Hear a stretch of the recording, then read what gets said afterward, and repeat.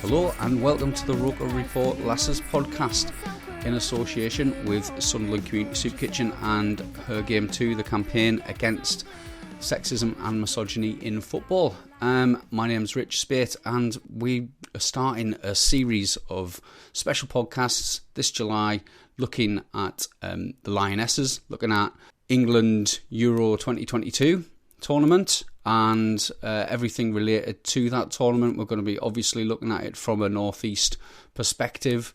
We haven't got a game in the northeast, but we've got plenty of representation on the pitch, and so we're going to be doing as much coverage as we can. And to help us kick off this series today, I'm joined by Roker Report regular Charlotte Patterson. How are you this evening, Charlotte? Yeah, I'm doing pretty good, thank you. I've just got back in from watching some football, actually, with the pre-season starting and teams playing friendly. So, all right. Who are you watching? Brandon United. So they had a friendly today and the weather was lovely. So it was nice to watch football in person again. It feels like it's been too long, but it hasn't really. Well, there'll be plenty of football this month, and somebody I'm sure who will be watching as much football as she can cram into a day every day when the tournament gets started is Jen O'Neill, the former Sunderland AFC ladies player, the editor of the Simply Wonderful She Kicks magazine, pundit and all-round expert. How are you this evening, Jen? I'm canny, thank you very much. I've just had a day relaxing. That means having a few jars actually last night after finishing the Euro preview issue at the start of this week. Frustratingly, it's not actually going to get mailed out until Monday, so I'm really annoyed with the printers, but that's life. I was checking my my post box just before we recorded. I have seen the cover, which looks class, and it's definitely worth anyone listening grabbing their copy ahead of the tournament if you can. We'll make sure everybody gets the digital version in time. Great. That's the plan. Yeah. I'll be bringing it along on Wednesday for England's first game. Obviously, the tournament starts on Wednesday with England playing Austria at 8 o'clock at Old Trafford in Manchester. England have then got Norway at the Amex in Brighton on Monday the 11th at 8, and then on the Friday of the same week at Southampton's St Mary's Stadium, you take on Northern Ireland. The tournament then will go into quarter-finals, semi-finals and final. The final will take place on the same day that Sunderland men start their championship season, which means it's going to be a busy day football-wise for all of us. But I'm sure that in the evening we'll have a lot of Sunderland fans tuning in for hopefully see the Lionesses lifting the trophy. Before we get going into the preview, who's going to what games? Jen, have you got a big schedule lined up? You got your ticket app working, or do you get press passes and all that? Yeah, I've got media accreditation. There's 9 games I've scheduled in the group stages. Nice. It's just difficult to get around to all of them. There's actually been quite a lot of upset in the English media that are covering women's football, because even the big newspapers, even the BBC haven't got into some games and they're rights holders. So I was really, really fortunate. So yeah, I'll be seeing all England games and games at Brentford, which is the great group we'll go through soon. Group B, the group of death. So I'm looking forward to that. There are some, with it being a 16-team tournament, there are some really, really tough groups. And I mean, ours is reasonably tough. Yeah, it's a perfect number though, isn't it? 16. It's just perfectly formed. Yeah. Because you pick 2 go through, quarters, semis. It's when you start getting more than that, and who's finished third and scored this and that. Oh, yeah. I can't be arsed with that. That annoys me. Absolutely, and it will mean that there's some high quality football right throughout the tournament. Charlotte, have you got tickets for anything, or have you not managed to grab them yet? No, I haven't, unfortunately. When the tickets went out on sale, I wasn't quick enough for a lot of the England games, because obviously they sold out very, very quickly. And then any of the kind of remnants of other games that I wanted to go along to, just I either haven't had the time for work purposes, really. So whether I'll get to any, I'm not too sure, but I'll certainly be watching along and maybe trying to sneakily watch them when I'm at work as well. If anyone's actually interested in getting tickets, because UEFA have said they've sold 500,000 tickets now, but most of them seem to be on my Twitter feed. It's frightening the number of people who are trying to sell or move on or swap tickets. A lot of people are giving them away. The Austria game on Wednesday, there's a vast number have come through my Twitter account, people reselling or trying to give away tickets to make sure people go. The resale from UEFA period was very short and they closed it. People didn't know about it. So it's actually a concern that though tickets have been sold, we won't have fans in the stadium to see the games. That is a concern. I do know that the ticketing app does make it reasonably easy to transfer your ticket over to somebody else just with an email address. All they need is the app. I did it with my son this morning to make sure that he's got his ticket in on his phone for going in on Wednesday. So that kind of resale market does look reasonably healthy, and I know there's a few people like yourself, Jen, who've put tweets up saying, you know, if there's any tickets going spare, reply here, and it's been constantly on my Twitter feed. So I'm sitting doing now, retweeting. But I really hope that as the tournament progresses, people are able to, you know, fit around what their schedules are, their shifts, like you've got in the NHS, Charlotte, as well. You know, it's not easy for people to get to all games, especially from the northeast where we don't have a game. We do have Rotherham and I think Sheffield that are reasonably close. There's been a lot of talk about that. It is disappointing, but you know, as I think the FA has made pretty clear, it was up to local councils and clubs to put forward a bid. And when you look back 5 years where Sunderland was, the club was walking away essentially from its responsibilities with the women's team at the time, and we had Dallas Short and Martin Bain in charge of the club, and we weren't necessarily in the best place. But Charlotte, as somebody, you know, in the northeast, a fan in the northeast, would you have been more likely to go if we did have games maybe at Stadium of Light or the Riverside or even St James's Park? Yeah, absolutely. Because I mean, you know, travel for people is very difficult, and you know, like we've touched on, obviously, it's great that there's so many different venues, but it's difficult for those that want to get to watch a lot of football when they're sort of so spaced out. I actually went to, I think it was a friendly game a few years back when England were playing Brazil at Riverside, and you know, I really enjoyed that. So definitely, had it been sort of, you know, the venues were sort of, you know, the Stadium of Light or Riverside, would have absolutely tried my hardest to, you know, get time off to go to those. But with obviously the games being a little bit further afield, you've got to factor in, you know, travel and probably having to stay over at places, so it makes it more harder. But you know, it would have been, you know, brilliant to, you know, have it held at the Stadium of Light. We've got a lot of players who are, well, not all of them are currently in the England squad, but we've had a lot over the years that have been called up for the England squad who've come from, you know, Sunderland Academy or have played for Sunderland and, you know, maybe started the career. So I think it would have been, you know, nice not only just to have something, you know, up here in the northeast, but for a representative for so many players that are playing for this England side.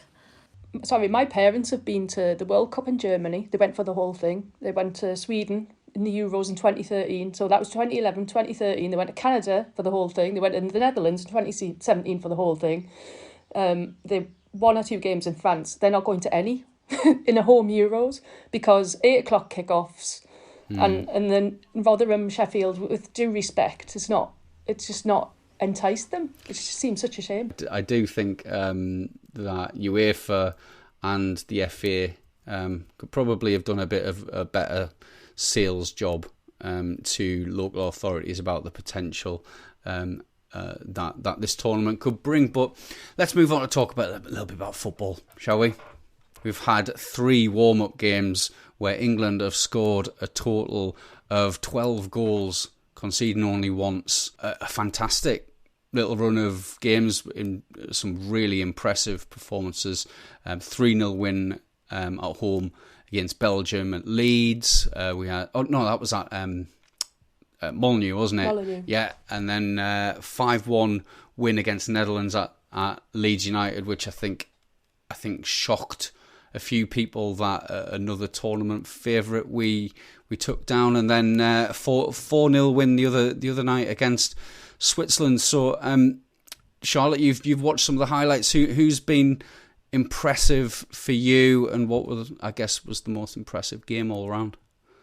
Yeah, I think for the most impressive game, for me, it had to be the game against the Netherlands. I mean, we started off quite slowly, and then obviously we'd conceded first, and then with all the games we've played recently, we just seemed to grow into the great game, particularly, coming out in the second half, and were almost unplayable. I mean, attacking wise, going forward, we've got such a huge amount of players who can, across the pitch, where they can get forward on the wings. You've got the likes of Fran Kirby and Lauren Hemp. For me, was certainly a very impressive player. But just adding that attacking impetus, we've had some really entertaining games. And like you said, obviously 12 goals with only one conceded. I mean, you couldn't have asked for a more perfect sort of warm up heading into the Euros, really. But yeah, I mean, from what I was sort of looking at, England have been playing with sort of a 4-2-3-1 formation. So, you've got, again, like I said, that attack going forward. You've got the wings, you've got somebody sitting in just behind the striker, and it's very attack minded, and it's enjoyable to watch, because I think, for a long time under Phil Neville, we were maybe a bit more conservative, really, in our approach, which I know some fans didn't particularly like. So it's nice to see this other side of football, really. So yeah, really good. Couldn't have asked for anything better, really, heading into the Euros in a few weeks.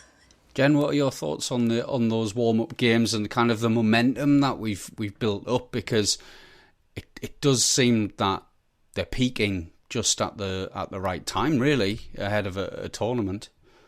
Yeah, definitely the confidence is there. You say the momentum's there. That's true. It gave Sarina Wiegman a chance to give game time to players like Fran Kirby, who hasn't played since February, until she's joined the England camp. It's good to see that she's in a place to be able to start. Lauren Hemp, as Charlotte says, she's world class. And if England win this, it'll probably be because of her. And I don't want to put too much pressure on her. She's quite a humble kid. She's still only 21, but she's immense. She frightens opponents, but they can't contain her for 90 minutes. And on the other hand, you've got Chloe Kelly, who I'm so pleased is part of this squad. She had an ACL injury. She missed most of the season, and she's come back, and she's such a rare beast in the sense that, like Lauren Hemp, she's so brave. She will take players on. She will do the audacious thing. She's got the pace as well. And then you've got Beth Mead. So as Charlotte says, it's the second half. They showed vulnerabilities. There were problems against the Netherlands trying to play out from the back. They were exposed doing that. And I actually think this might be one of the reasons why the experiment of having Leah Williamson and Kira Walsh as a double pivot, which Sarina Wiegman brought in as an idea, and it worked nicely, and it has done, might change. She probably will play Leah Williamson in the back line, I would thought, against tougher opposition. It's the way they blow teams away in the second half. The Netherlands were preparing or had a World Cup qualifier a few days later, so they were just playing minutes. They came into camp a week or two after England, so England actually are ahead of other teams in their preparation.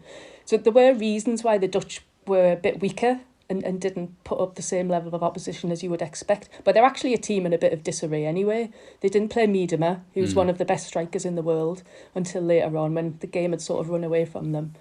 But all of these things I'm saying just to put it in context, that does not detract from the place that England are in. As Sarina says, we're in a good place. She also said, we're not going to sit on a pink cloud. and I don't know what that means. Maybe it's a Dutch idiom that we're not, that doesn't necessarily translate over into English. But she's so direct with the players, and that's a cultural thing. But they seem to be thriving on it, and it gives them confidence in believing what she says to them. Phil Neville was too emotional, in my opinion. Everything was about, it was a lot about him, but it was about emotion, and that works when everything's going well. But players just need to know what's expected of them in training. She talks about the position. She doesn't talk about the individual. She didn't say you did this. She said the centre back should do this. So everybody understands what their role is, and it's really great to see. But I don't want to get carried away, because there are other good sides in this tournament as well. We're allowed to get carried away. We've got a home Euros We're starting. Exactly.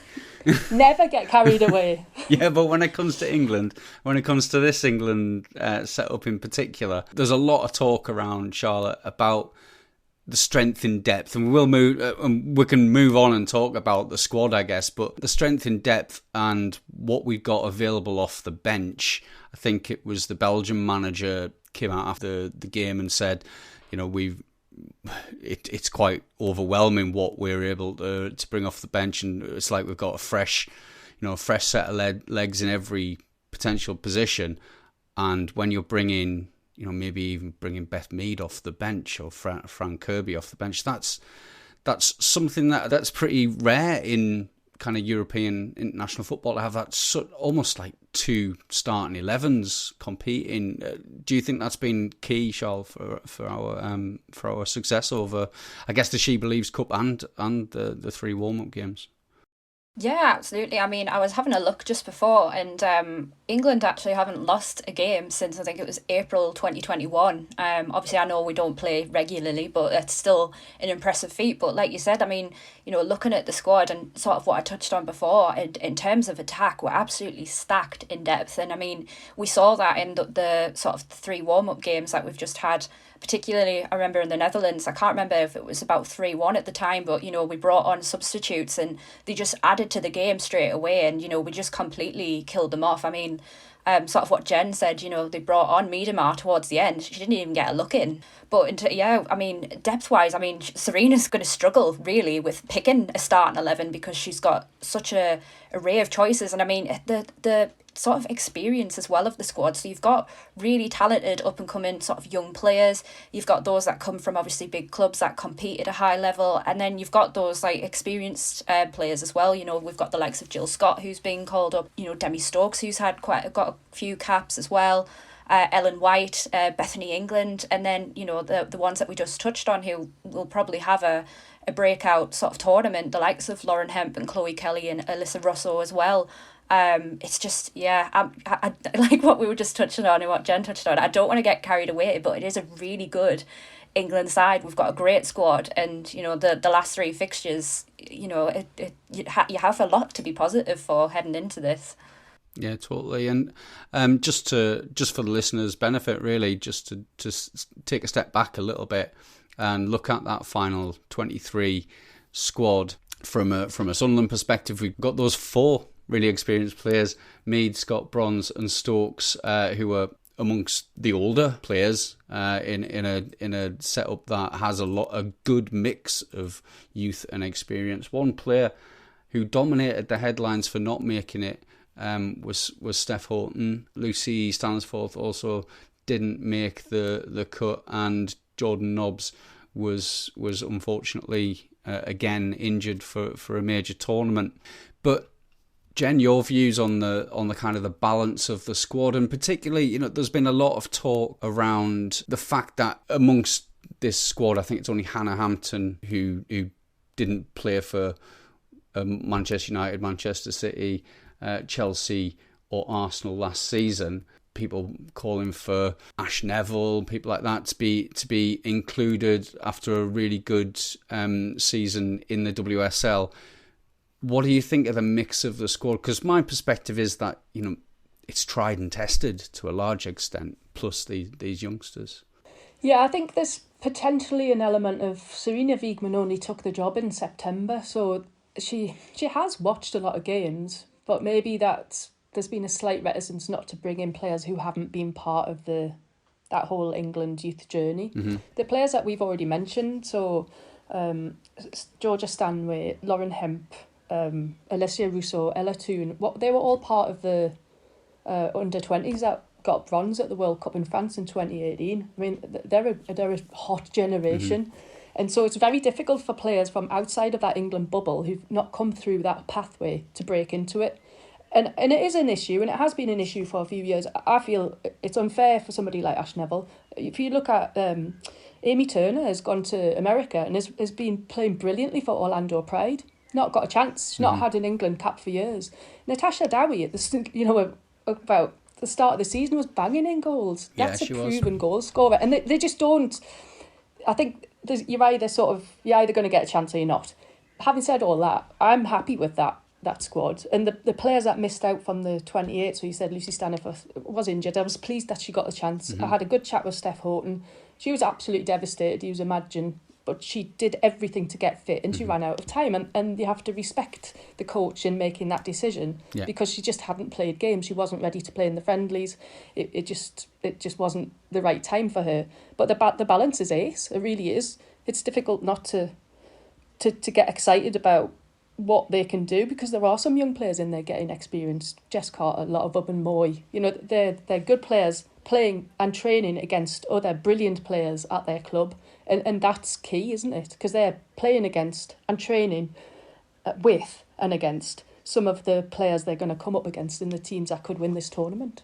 Yeah, I think it is an exciting squad. The other player I missed who didn't play for one of the big WSL teams, obviously, is Rachel Daly, who's playing for Houston Dash in the North American Women's Soccer League. So, Charlotte, I just wanted to get your perspective. Obviously, you mentioned earlier a few potential breakout stars. Who, if you could pick one of the youngsters, do you think is going to be the star? Is it the obvious, or do you think we might see one of the other youngsters in England's squad actually being one of the players who maybe takes us all the way through the tournament? Yeah, it's so hard to pick one really good young player that's going to be sort of the standout. I mean, I don't want it to sound like the obvious choice, but for me, it has to be, Lauren Hemp, who we touched on before. I think she just has that innate ability to be able to sort of almost grab their game by the scruff of the neck. I mean, she doesn't need sort of the assistance of other people. She creates her own chances, and I mean, she's just absolutely dynamic out on the wing. And just her presence on the pitch, I mean, just the energy that she brings, I think she can really, like what I said before, add to that attack going forward. With that, having that lone striker and then three players sitting in behind, it's just going to spell trouble for the opposition. And I think, we saw time and time again in the sort of games leading up to the Euros that our threats coming from the left-hand side were just, so dangerous, and she was constantly creating opportunities. I mean, I think she was registering something about 7 or 8 crosses per game. She had sort of 79 passing accuracy, 17 duels, 4 shots on goal. So she's just, getting really involved. And this is for somebody who hasn't had too much, time and minutes playing for England, but is, completely taking it by storm. And, with the opportunity that she's been given, she's making the most of it. But so for me, I would have to say Lauren Hemp, but that's not without sort of saying that the likes of Ella Toone or Alissa Russo, who we've talked about before, I think they'll also be key players. Chloe Kelly, she's hit great form since returning from her injury. So, we're very lucky that we have got a very entertaining squad, people who can add a lot to the game, and we've got all of these young players coming up as well. So, very exciting times ahead.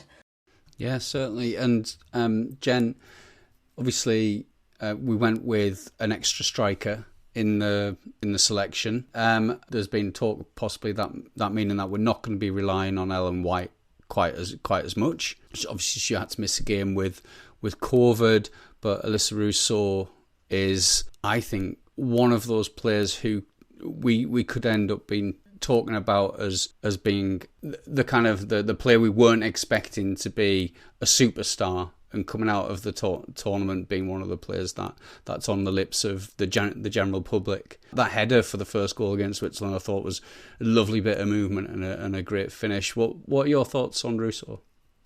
I think it's as frustrating as it is for Beth England. She will always be the player that comes off the bench. She's a poacher, but she does it really, really well. And Ellen White is proven goal scorer, England's record goal scorer. How do you recover from COVID? We all have different experiences. I certainly do. Well, I would personally choose Alissa Russo to play, purely because the power and the willingness to shoot. Yeah. She actually shoots. I know it sounds bizarre, but some centre forwards, and Ellen White sometimes is too unselfish. Alissa Russo gets the job done. She's played in the US for the top college team there, UNC. It's highly competitive. She was really successful there. Her and a lot of them and Moy won the College Cup out there. She's the real deal. She just needs the chance to play. And Ella Toone, again, if she gets the chance, they're fearless, this lot. It sounds like a cliche to say about younger players, but they absolutely are. And they showed that against the Netherlands when they come on, particularly. As Charlotte had mentioned, it was like 3-1, and then these players come on and it's just like, I'm going to shoot. As soon as you get a chance, bang. Mm-hmm. Yeah, and they're creating opportunities all the time as well, because we over the course of those 3 games, we've missed some absolute sitters as well. Particularly in the first half of games where we could have, taken a game away. And I think when it comes to tournament and being in the big game and in the big moment, you see us actually doing, I guess, what the United States used to do in just putting games to bed early. And that's what I'd like to see, particularly in the group stage, is there not to be any nerves and us to be putting, Austria, obviously, who we've got a lot of experience playing in the last 12 months. Is this the 3rd meeting, is it, in the last 12 months between the teams? And then we played them in September as well. Thinking of other sides in the tournament, Charlotte, when you look across the draw, what teams stand out for you? But we had a question from our reader, Jason Thompson, actually earlier, and so I think it's probably more interesting than what teams really stand out and who the favourites are. But are there any kind of dark horses, any teams who maybe aren't right at the top of the betting, who could pull off a bit of a surprise? Yeah, I think in terms of a dark horse for me, I would definitely say Denmark. I'm heading into this competition. They've had some really good results. Beat Brazil, didn't they? Yeah, I was just about to say 2-1 win sort of over Brazil. And for a long time, they sort of went unbeaten. Obviously, they were sort of just pipped to the post by Norway about a week ago, where they lost 2-1. But they've got a really talented squad. They've got a lot of energy. They've got a lot of young players. So they're certainly ones that I think could certainly be a dark horse, particularly with who sort of is also in their group. But in terms of teams that stand out, obviously you'll have the likes of Sweden, who are a really good team. I was really impressed with them when I watched them in the Olympics last year, and obviously they reached sort of into the finals and they got that silver medal, but they were really impressive. And obviously they've got an array of talented players. You've got the likes of Eriksson, obviously who's a defender for Chelsea. You've got Lindahl, who's an experienced goalkeeper for Arsenal, and Blackstenius as well. So they've got a really talented players for them. But one in terms of sort of a team that stands out, maybe I don't want to say negatively, but I've been sort of less than impressed by Spain in the recent games. Now they haven't sort of gone into this in horrific form, but I don't know, they've just not quite sort of hit the kind of what we touched on about England reaching their peak. I thought Spain would have, and they just haven't hit the heights or the expectations that I think myself and a lot of other fans have for them. So it'll be quite interesting to see how they what lessons they've learned from these games heading into the Euros, and sort of how they better themselves, improve or change things heading into it. But yeah, for me, I'd say certainly Sweden stands out. Obviously I would say us as well, as much as I don't want to be too optimistic, because supporting Sunderland and England teaches you not to be. But yeah, Denmark for me would certainly be a dark horse as well. Yeah, Jen, you mentioned Group B as a standout. That's it is obviously where Denmark are in those kinds of groups of death, where you've got Germany, Denmark, Spain, Finland. It is often the kind of the unfancied team that comes through. Your thoughts maybe on the Germans and the Spanish? Obviously, Germany have won this tournament so many times. Spain come into it with that kind of that core of the Barcelona team that has almost blown everyone away this season, but not quite. When it came to the Champions League. Your thoughts on that group? I don't know, because Germany, Spain and France as well are another side similar. You don't know who's going to turn up. Now, if they play their best, they're going to win it. That's and I agree. Denmark. Everybody says that Denmark are the dark horse. I think that makes them almost not the dark horse. And Sweden are my favourites. Sweden are favourites for it. You can't deny, if you look through that entire squad, the strength that they've got in every area of the pitch, and the consistency in terms of, they should have got to the World Cup final in 2019. In my opinion, they had a penalty shout against the Netherlands that they didn't get. and then they beat England, then they should have won the Olympics. They were gutted. Getting another silver at the Olympics was not good enough for them. But that Group B, it could hinge on that opening game. Germany play Denmark in Brentford on the 8th of July, and depending on what happens there, because Denmark beat Germany at the last Euros, Denmark lost in the final at the last Euros. They missed the last World Cup because they had a dispute with the DBU over pay. They missed a game against Sweden, and then they never regained that, and they didn't make it through to France. They're a good side. Whether they're good enough to win it, I'm not sure. Another team, and actually just on that Group B, I spoke to Anna Siniol, who was the Scotland manager, and she's the Finland manager now. She's feeling quite pesky because she thinks that those other 3 teams in Group B will be already thinking they could win the whole tournament. They'll take their eye off the ball slightly. She's hoping, it sounds more hopeful than realistic, that means that they'll trip up and they'll actually maybe get some points out of them. We'll wait and see whether that happens. But I think Iceland, Italy are a good team. This is Group D we're looking at. Italy are a good team, but Iceland might surprise people because of the unity, because they've got one of the most exciting players young players going into this tournament in Svendis Jondasdottir. She's fantastic. She plays for Wolfsburg. She's really exciting to watch. So they could be somebody or a team that surprises a few. I think that's a really good call, actually. But talking of Group B and those games in Brentford and in Milton Keynes, we know that for many people, particularly fans of men's football, these Euros in England are going to be maybe the first time that they've been to a women's football match. That includes some of us at Roker Report. And so I've asked one of those people, my good mate Brett, to keep a bit of an audio diary of his family's journey throughout the tournament. So here is the first instalment of Brett's Euro 22 audio diary.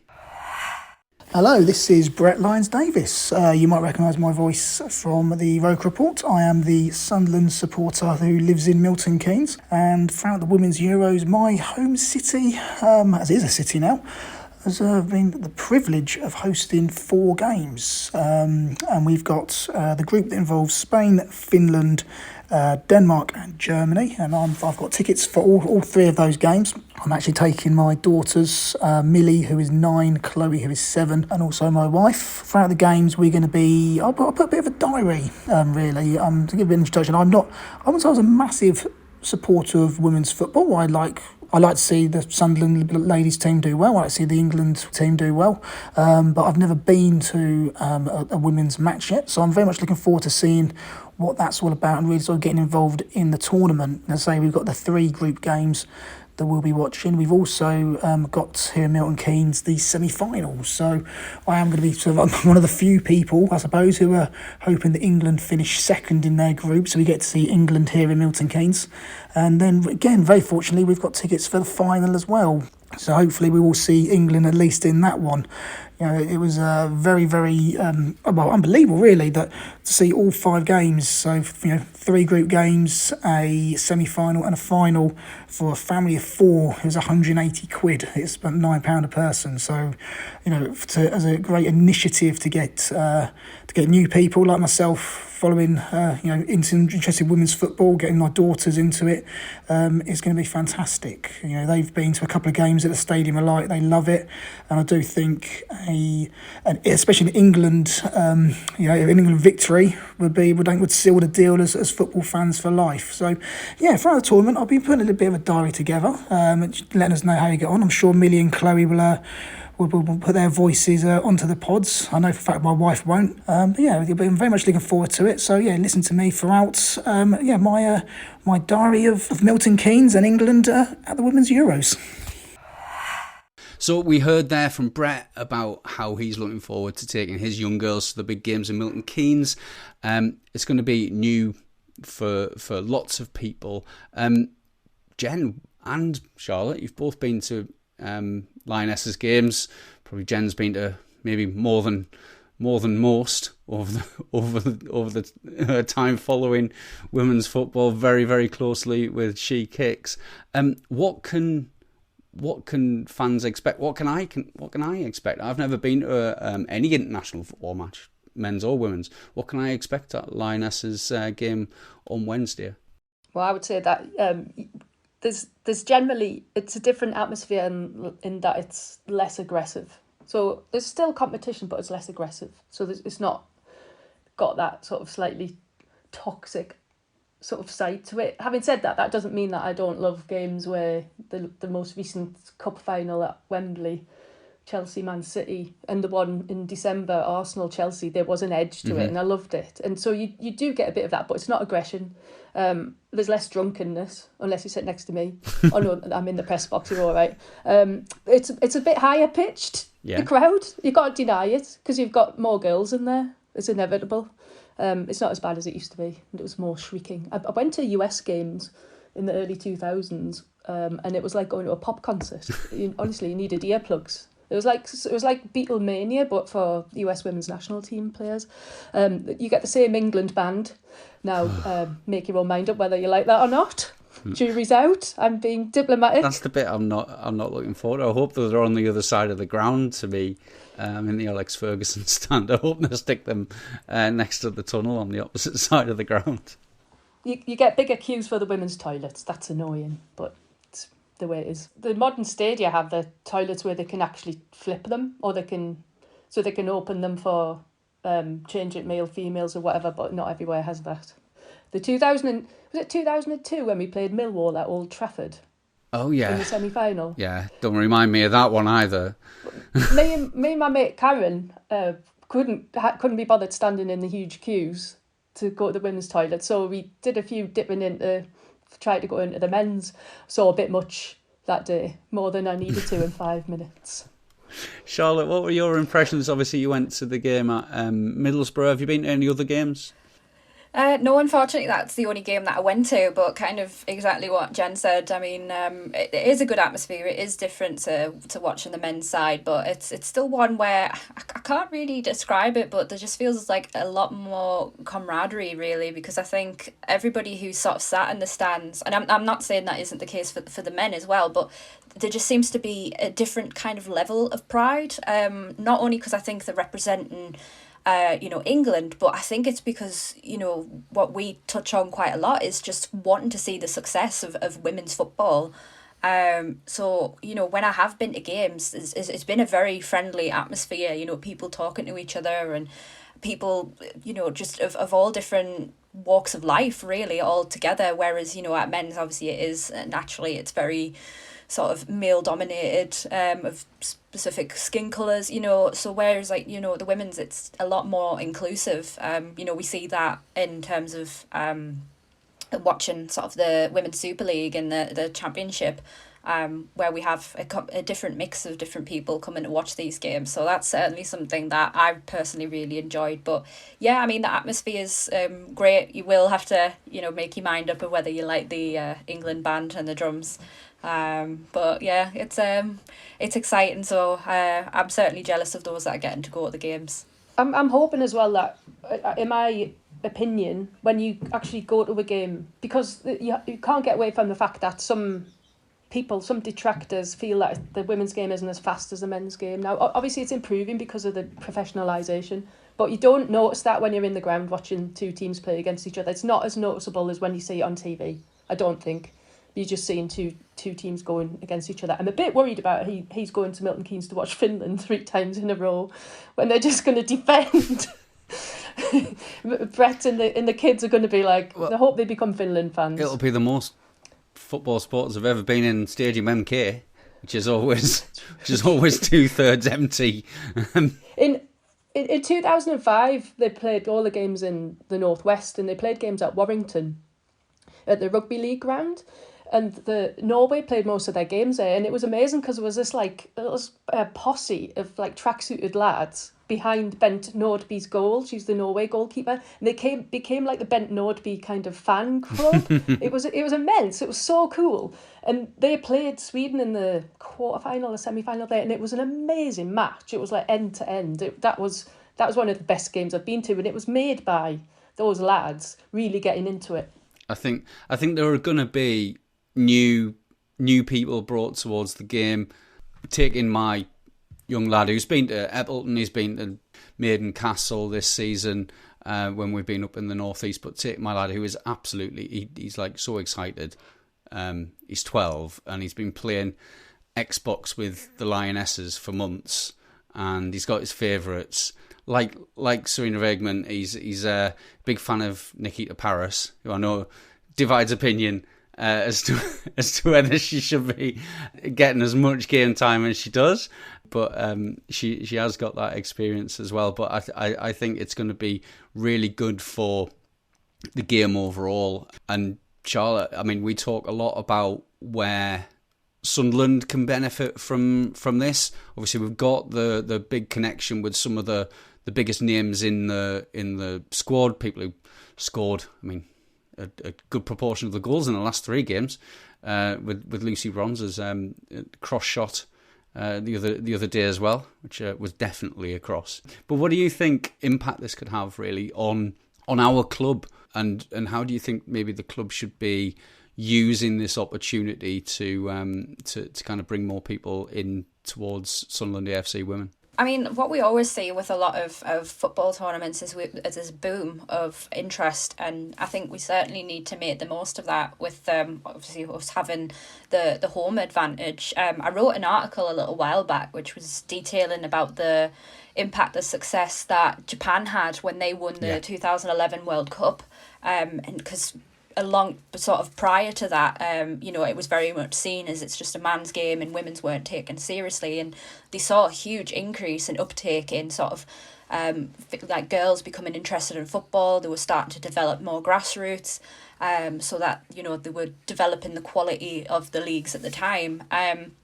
Admittedly, it did sort of start to diminish slightly as obviously the World Cup fever sort of ran out, but they have just started the creation of their own sort of professional, like first professional women's league, and we are starting to see that rise again. So I think, we need to make the most of the opportunity that we have, and not only that, we've got a very good England squad, and that we know sometimes that fans can be fickle at times, and that, we do like to enjoy the success. And I think, obviously, I think we'll do well with just England competing in the tournament, but for us to win games and potentially win the tournament would spell even more interest, I'm sure, from young girls. But we need to make the most of kind of like what you touched on before. We've had a large calibre of players that have come through our academy or have played for Sunderland who are representing the national team.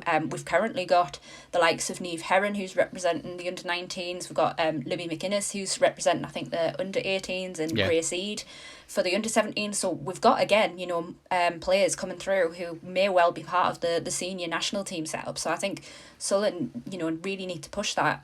Something that I was quite impressed with was when Manchester United women had their game at Old Trafford towards the end of the season, and just the terms of advertisement that they had in terms of players sort of having posters all around sort of the city or just outside of the ground. Obviously, there was the huge almost billboard on the stadium itself, advertising the women's team.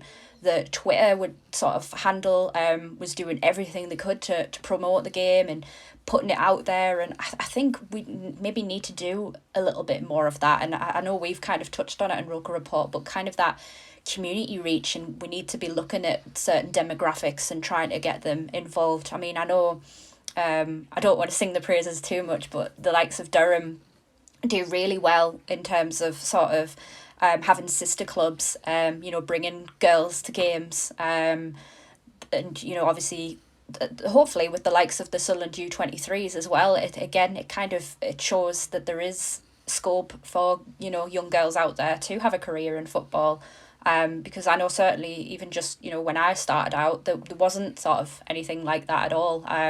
It was always a dream, but it never came to fruition. So I think Sunderland just need to make the most of it. Obviously the advertisement of it, the media coverage of it, because that's another thing which has improved in recent time, is the coverage of the women's games, and just make sure that even once this tournament's finished, that there still continues to be a push, because like I said, you can very quickly get over World Cup fever and Euros fever, and then particularly because we have the Men's World Cup coming up in December, I wouldn't like to think that we get sort of brushed under the carpet.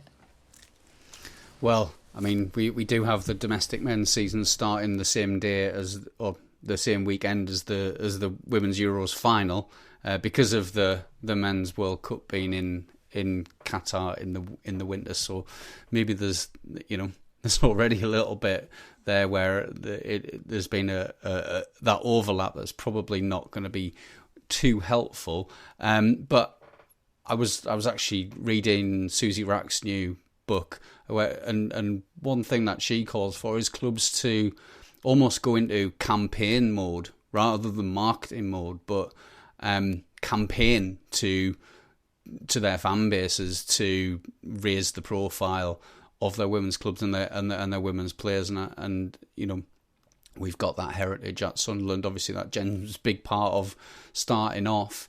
That we can build on. Jen, I want to give you the final word on this in terms of your hopes for this tournament as a spectacle and as a way of bringing more attention, more money, more fans towards the game overall. Because obviously, what you do in your work, you've got an interest in this, and so was interested to get your perspective as the editor of probably the biggest women's football magazine out there about the overall impact of the tournament or potential. Well, from a football perspective, you've got to expect it to be the best we've seen yet. Yeah. And why not? And the concentration of competition and quality. So we're gonna see some dross on. I mean, you can't expect every game to be great, but we're going to see some cracking football, and that's what we want as fans. Yeah. We're going to see new heroes made. That's going to translate into brand partnerships, and that whole commercial side will take care of itself, depending on how successful certain teams are. If you look back to 2017, the Netherlands as a nation fell in love with their football team, the women's team, and they've sold out games ever since. It hasn't translated to the league, but then a lot of their best players are playing overseas. But they're one of the few examples of a side that have actually sort of harnessed that. But coming into these Euros, most teams that have played friendlies, Sweden, Denmark, they're playing in front of record crowds. So it is catching on already. That kind of excitement is pulling people into stadia. What I need to see, just because I care about it that much, is more of a general acceptance of girls and women playing football, because as much as there are so many positive stories about what's happening in the women's game and in women's sport, girls still get boys saying they shouldn't play football. They still aren't allowed to play at school. I think it's only like 60% of schools offer football in schools. Girls get to play football at school. It's parents telling their boys or making snide comments when they play against girls' teams. So that, as much as we're in a great place, that still needs to change. So socially, we're still behind. We need to make progress on that in that respect, and there has to be opportunities for girls to play. But then it's about eventually getting bums on seats, because the women's game has to seek to become sustainable, and we always bang on about this, don't we? But that means getting more people there, and as Charlotte says, and as Susie has said in her book, it is more about a campaign, and it is more about awareness and harnessing that one club concept. Because if you're red and white, surely you love every team that represents that red and white, whether it's a team of baby elephants or whether, you've got to be proud of the people that represent your badge and your club. Yep. And so harness that. No, I completely and utterly agree with that.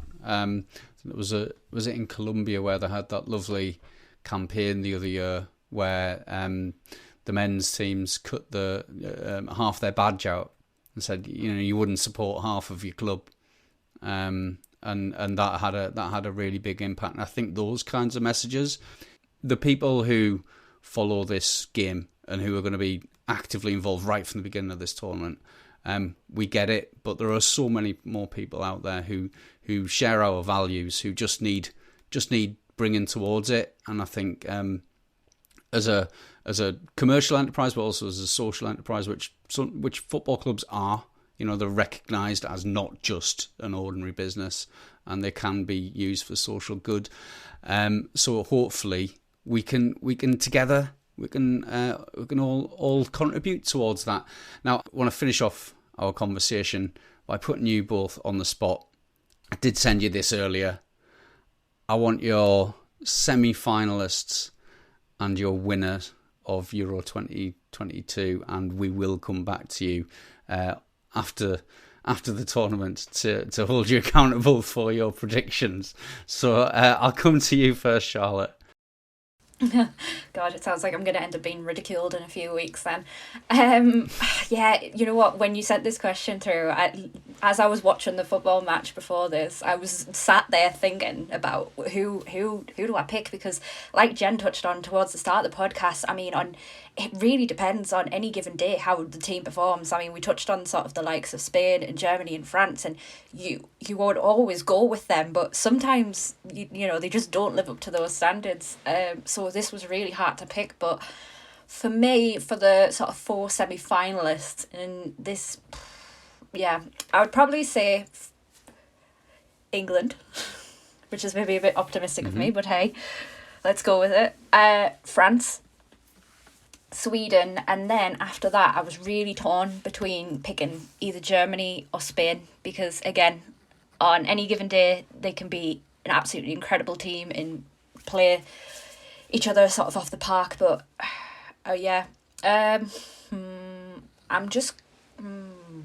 this is hard, really hard. I'm gonna go with Spain, I think, just to edge it slightly, just given the track record and the history in this competition. So, yeah. And the winner out of those 4?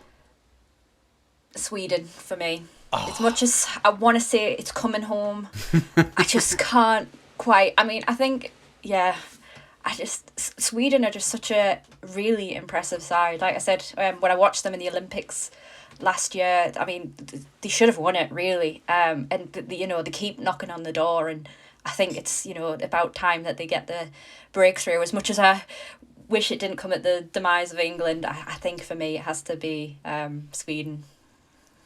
I think that's the data analyst in you taking over from the emotion. So Jen, you're 4, and I'll go last because I'll embarrass myself. I'm not even sure England are going to win their group, because I think people underestimate Norway, because Norway are good. Austria could frustrate England. Northern Ireland have got nothing to lose. That's what's exciting about them. They just go in there and have fun. So England and Norway are going to win. We're going to be first and second in that group. I can't work out between Germany, Denmark and Spain. So I've just gone hell for leather here. The semi-finalists are going to be France, Sweden, England and Germany. And then it's going to be England and Sweden in the final. And we're going to win it, aren't we? I don't know, I was going to say Sweden as well, just because I don't want to upset myself. It's the hope we can't stand. Well, do you know, I don't know. Yeah. Well, Sweden, England. I think from the kind of right-hand side of the draw, I think, yeah, it's Sweden and France coming through. I think Germany will be there, and I think we'll be there. And you see, if it's not Germany, it's probably Denmark. I'm totally writing off Spain, and that's going to bite me in the ass. I mean, totally. And they're just going to blow everyone away. And if people haven't seen Spain, they're absolutely amazing. And do you know, when I see Alexia Putellas in the flesh, she's an absolute unit. Yeah. I mean, she's an amazing footballer, but she's huge, so strong. And they're used to the big crowds, and they've kind of got that winning mentality. And I'm talking myself out of us winning the tournament and my prediction of the semi-finalists there. But I just think Germany across the park are pretty strong. I think they'll come through a quarter final against Norway, possibly. That quarter final that we're going to have to face it's going to be really hard. I'm just looking at the tournament tree now, talking myself out of it. What I was going to say, which is England are going to win this, but I'm going to finish by saying England are going to win this by hook or by crook. The crowds will take us through. The sense of kind of purpose, the home advantage, are going to take us through this, and we're going to win it, and it's going to come home, and it'll be transformative, and we'll be celebrating like never before at the end of the month. I've got a room in the Novotel next to Wembley. It's costing me an absolute arm and a leg, if we win, then it's carnage. I've got one in King's Cross for the night after, because I'm going to be there as well. So it's going to be a party. Trafalgar Square take over when we win.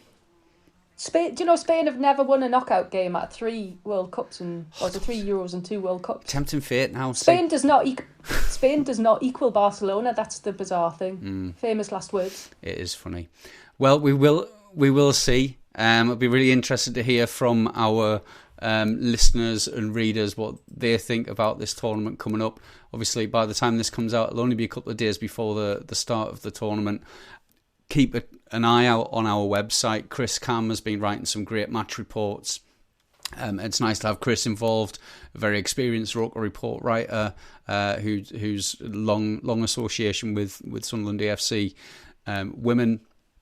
Keep an eye out on our TikTok, on our Twitter, on our Instagram. I'll be making some cool videos over the course of the Euros, doing some little what they call edits. Some footy edits, I think, on TikTok. And also just want to say it as well, we're always looking for new contributors as well to Roker Report. We've got the season starting in August for Sunderland AFC women. So if you do fancy writing something, send us a Reader's Corner piece. Just write a letter in to the usual Roker Report address about your thoughts on the Euros. We'll publish that. And you never know, we might get in touch with you and offer you a gig on this podcast as well. So thank you very much for your time this evening, Charlotte. Thank you very much. It's been an enjoyable podcast. It's nice to have one where it's full of hope, actually, compared to when we talk about Sunderland. Yeah, when we're like, oh, wouldn't it be nice if we, got past Blackburn Rovers? We're going to win the Euros. And so, well, if Callum Doyle can do it... Absolutely, yeah. Lucy, Jill, Demi, they can all do it. They can.